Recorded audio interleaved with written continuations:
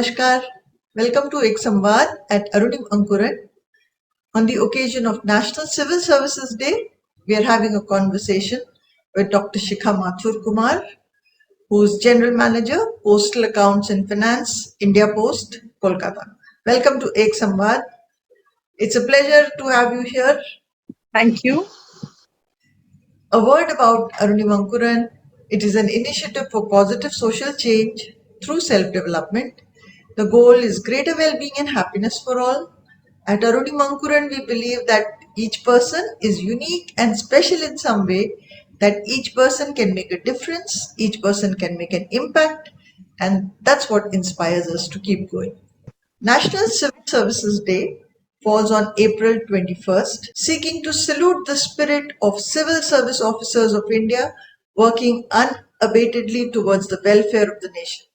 This day also coincides with the date on which Sardar Vallabhbhai Patel had addressed the first batch of probationers at the All India Administrative Service Training School at Metcalfe House, New Delhi in 1947.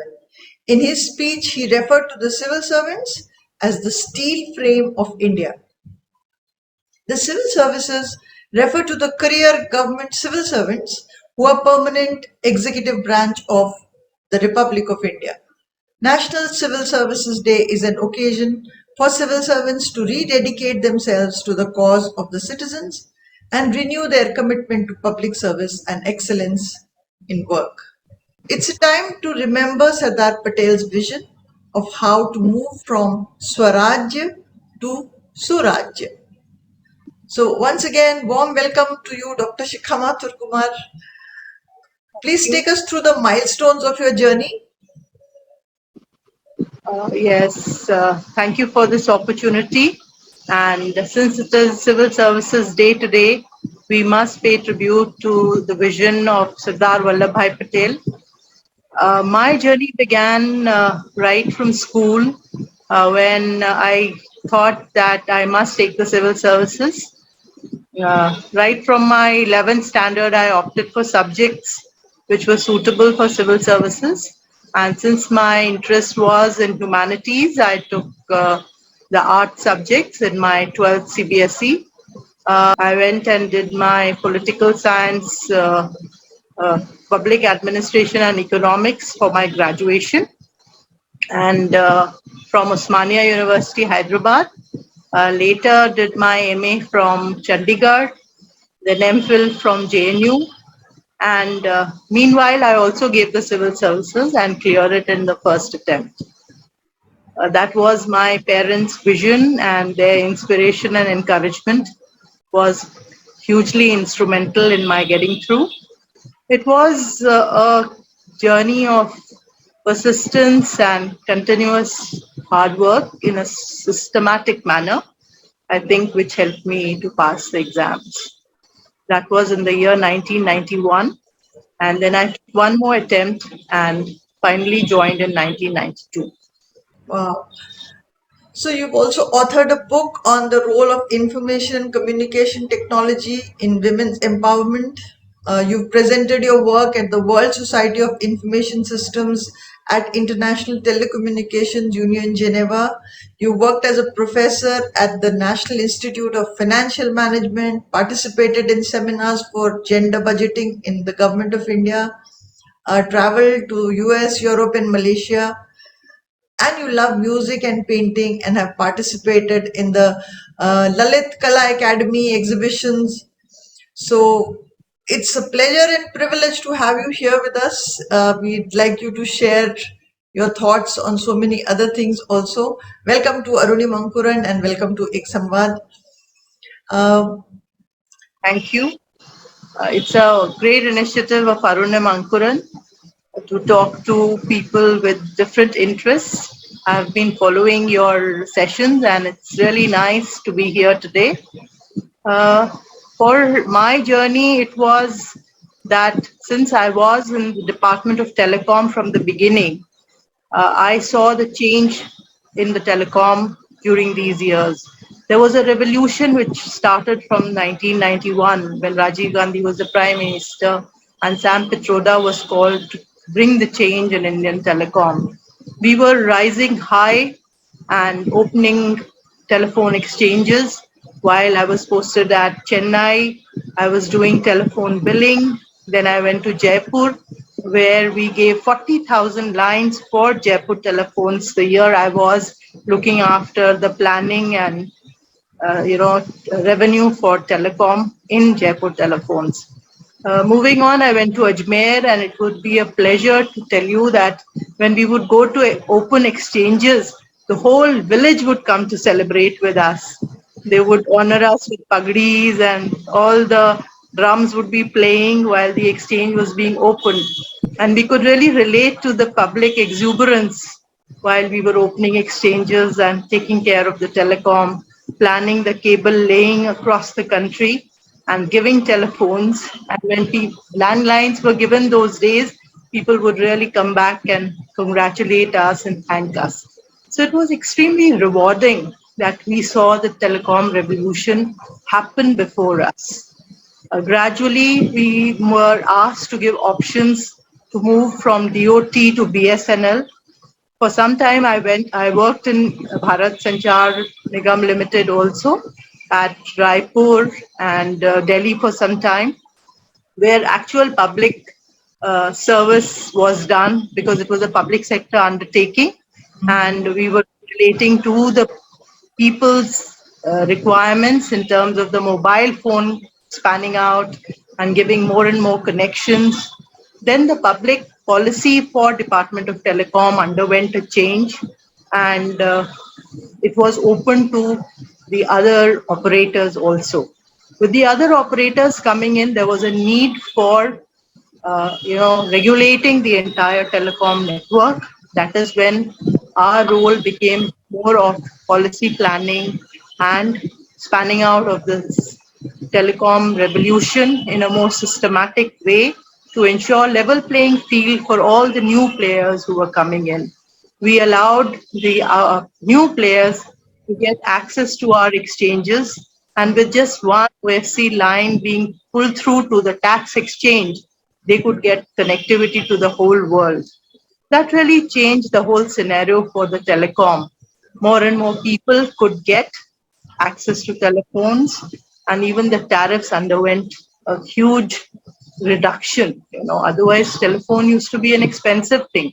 But since with mobile telephones and the numbers increasing, the penetration increasing, the whole scenario changed wonderfully for the customer. More and more players came into the fore, and the department started collecting license fee, spectrum charges, and universal service obligation fund, which was for the rural telephone. Like the players who would go to the rural, they had to be subsidized because rural you wouldn't get that kind of revenues. So we had to give universal service obligation fund. They had to share a certain amount to the fund so that they could be subsidized and they could be supported to go to the rural network. So that is how the expansion happened over the years. And as things changed, we also had to adapt ourselves to the changing technology. Telecom was totally technology driven. And though I was in the finance side of telecom, we had to get well versed with the changes that were happening. So it was an amazing journey for me, and therefore, my book, since I was a part of the telecom revolution, I thought of writing this book called Information and Communication Technology and Women Empowerment. So, when you thought of So, becoming a civil servant, you must have thought of a certain kind of professional life and what it would bring along with it. So, what was the reality like when you actually joined? How did it connect? yeah, that happens with all of us. When you take the exam, you only think about the IAS or the police service or the foreign service, whereas there are so many central allied services. For me, I got the PNT Finance and Account Service, which was started in 1974. And it was relatively a new service because telecom and post and telecom were getting into two departments, and they needed specialized finance for this kind of work. So we anyway became specialists at a time when telecom revolution was happening. So our service was very specific to the job that we were doing. We were to understand the entire cable laying process, how the spectrum has to be sold, how the license fee has to be collected from the operators and given to the government. So we were one of the most profit making departments of the government. And since I was a part of it and being a woman, I thought my book could be called ICT and Women Empowerment. From being a student of political science and public administration to actually becoming a civil servant, how was that transition and how did your life change? From being a student to being a civil servant, the only change that happened was that the discipline which you were putting into preparing for the exam, you had to now put in for your work. So the same kind of rigorous routine that you had while preparing for the exam got translated into work front. You begin with aspirations that from day one you will get a vehicle and you will get all the facilities and everything. Whereas you start at a very junior rank, so you have to go through the entire, grills of daily life, manage many fronts together. So I was posted at Chennai, and my first posting being 30 at Chennai, I didn't get a house. I had to live in the inspection quarters for many days. Finally, we got a house in an absolutely Tamil street, and I had to commute 30 miles by the local train, walk 2 kilometers to my office, and finally go there and talk to people who mostly spoke in Tamil, whereas I didn't understand Tamil. So they would come to my office since I was looking at telephone billing. They would come to my office and start shouting because there would be normally problems in billing, only to tell them that I don't know Tamil. So they would cool down and, I had to solve their problems. So very interesting episodes during the journey of telecom. Gradually, when you become senior, you get more occupied with meetings and planning and targets and all of that. There is a very strong perception in the public that, government servants really don't do much work. But from the description that you just shared, going through that experience every single day, and even though things might have changed for you, talk to us about a day in the life of a civil servant. Yes. So your day begins early because you have to plan for the day and reach office on time because you are being watched and you have to lead example. So you begin your day planning how you have to execute things, how you have to give orders, how you have to take feedbacks, how you have to, ensure that all the people in your team are working properly. So more energy is spent in man management Hmm. most of the time. It requires all of Kautilya's skills of Sam, Dam, Dand, Bhed, so to Hmm. say, Hmm. when you have to work with a team. Because you can't do anything alone. And the processes are also like that. The hierarchy is so clear that you have to go through the due diligence. Therefore, you have to be a good manager of people, basically, to be successful as a bureaucrat. So when we look at bureaucrats who are in a leadership role, like you are, for example, right now, is there any scope for innovation, for actually doing something that you want to do and give value to what you're doing, add value to the, work that you're supposed to do? Right now, I'm with India Post. I have moved from telecom to India Post because our department is common to both. So therefore, during my next phase, I came to the postal service. That time, a lot of computerization was happening in the service. Since I had come from the telecom, I had an advantage of how it would happen, what kind of network you require, what kind of computer stations you require. and how you training of people is so important.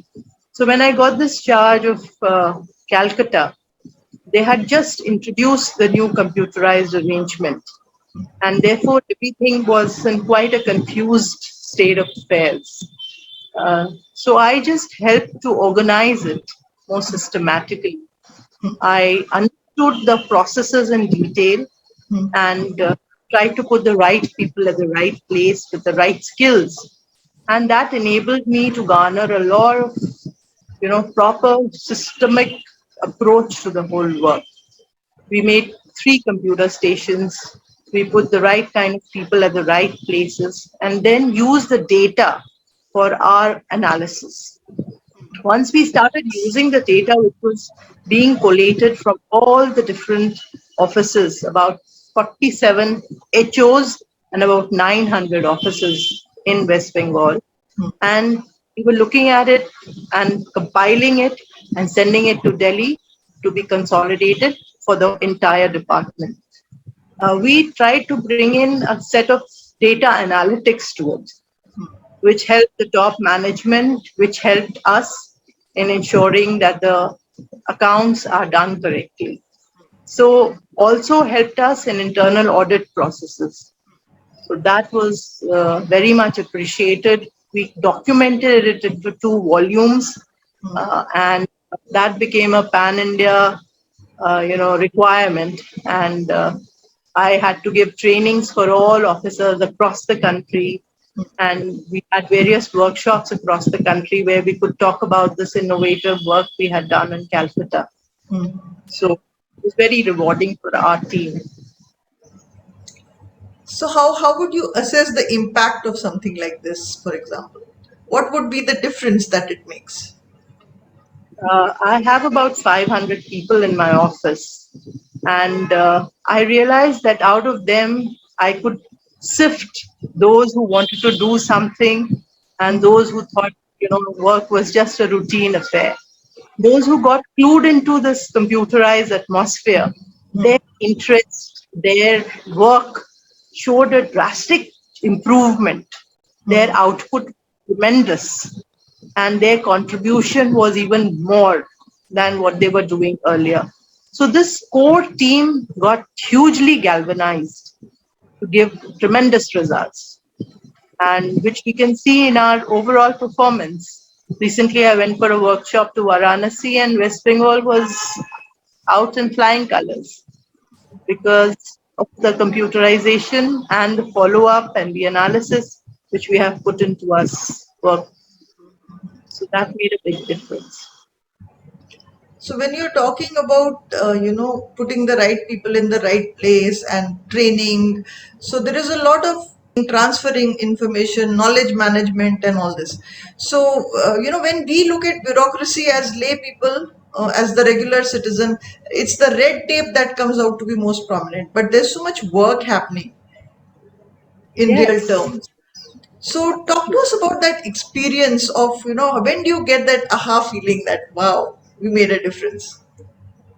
Any other Yeah. experience that you can recall where you felt that, yes, we are doing something worthwhile? Like I handle a lot of pensioners, about 42,000 pensions we distribute every month. And when we are able to resolve a pensioner's problems, like, 90-year-old lady, for 12 years, she was not getting her problem solved. And when we were able to solve her problem, she gave us a lot of blessings. So, a lot of pensioners come to us, and the entire approach of our team, if it can be changed and their attitude can be changed, the pensioner goes back so happy, and that is very satisfying. Similarly, within the employees, all the allowances being dispersed timely, all the the medical bill or the travel bills, all of them getting settled promptly is a big kudos to my team. Also, all of us have been through a very challenging period, but then because you're a part of the government machinery, bureaucrats, civil servants had to keep working even throughout the pandemic. A lot of us don't realize that. So just talk to us about that experience. Yeah, in a city like Calcutta, which is buzzing all the time, the main road was totally deserted. There was only crows roaming on those streets when we went to office and returned from office during the COVID days. But we took the initiative of getting our staff safely to the office. I have a departmental canteen, so I ensure that food is made for everyone hygienically and everybody is taken care of, their safety is taken care of, they are sent home safely by departmental vehicles. So that enabled me to get my staff continuously, and we ensured that salaries, pensions, all accounts, all finalization of accounts was done timely. So that was a big achievement for all of us. Though there were losses, we lost some officers whom we call martyrs, and we call those who kept coming for the entire 2 years of COVID, roughly 2 years. We call them COVID warriors. So you have to go on motivating your team, bringing them together, ensuring them that they'll be taken care of, and continuing the essential services for which we are standing here. And we also took efforts to, take make the postman take pensions to the people who were 75 years and above and Hmm. deliver it doorstep, even though it was a risk to the postman. But we gave him the PP kits and everything so that he could safely go and deliver the pensions to the very old who couldn't come and collect it or who couldn't go to the bank to collect it. They were given pensions at their doorstep. So that was much appreciated.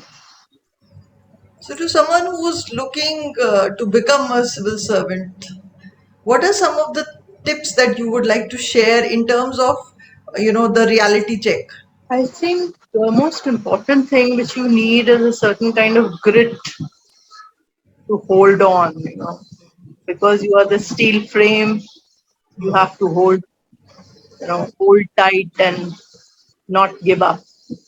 So that is a very, very, important quality which is needed. And since you are leading your team, you have to be at least seen to be fearless, as well as taking care of everyone. Those human values always stand good when you are a bureaucrat if you want to be effective. And what is the skill set? What are some of the skills that you think help you to become a successful civil servant? Most important is clear communication skills where you are able to put your point across lucidly. Also, certain patience of not reacting immediately for anything, as well as taking people together, not moving alone, but moving in a team. And if someone is already in the process of preparing for the civil services and is looking forward to becoming one, uh, as someone who has experienced being a civil servant, what would you like to say? What is the message you'd like to share? That keep it as a dream and be steady when you are preparing. Slow and steady wins the race. It's a long haul. It's not a shortcut.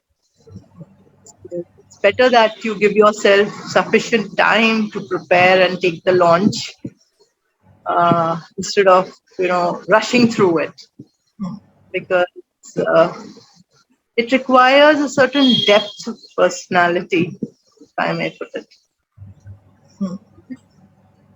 At any point of time during your career, did you question the choice, or has it been a very satisfying experience for you? On my work front, it has been a satisfying experience, but the work life balance has been challenged very much. And when you have to take care of your family, and if you have small children, whose demands you're not able to take care, that is where the most difficult phase of your life begins. So you have to manage both of them with utmost patience and grit. So, in spite of having so much to do, you still find time to paint, to have a hobby like music, and so talk to us about where that comes from. The artist in you is still alive and thriving. How did you retain that? I think that is my stress buster. It helps me to get into my own little comfortable world where I can play with all kinds of colors and not just black and white and shades of gray. Hmm. Beautiful, wonderful world outside while we are caught in our drab files. So we shouldn't miss out on that beautiful world, and that's why I paint. So, would you like to say something to the civil servants? चलते रहो प्यारे. and and from the civil servants to the people, what is the message you'd like to say? Because a lot of the time, the perception is a very negative one. Most of the time people see government servants as a privileged lot who are not connected to reality, who are living in their own world, and uh, almost like kind of a royalty of sorts, even in a democracy. So what would you like to say? We are the steel frame.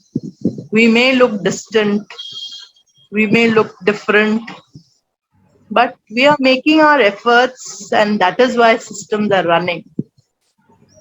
We may be slow, there may be red tape, but systems are being delivered, and the country is running. It is running on some firm shoulders. You've got to have faith in us. So, to you and to all the civil servants who are serving this nation well, uh, our greetings and best wishes. Uh, keep doing the great work you're doing. And I think it's important for us to share your side of the story sometimes so that people understand that it's not as easy as it looks, and it's not ultimately such a luxurious life after all. There are lots of pressures that you have to handle, and there are deadlines for you to uh, take care of. And obviously, it's such a large scale when you work, there must be so many different challenges.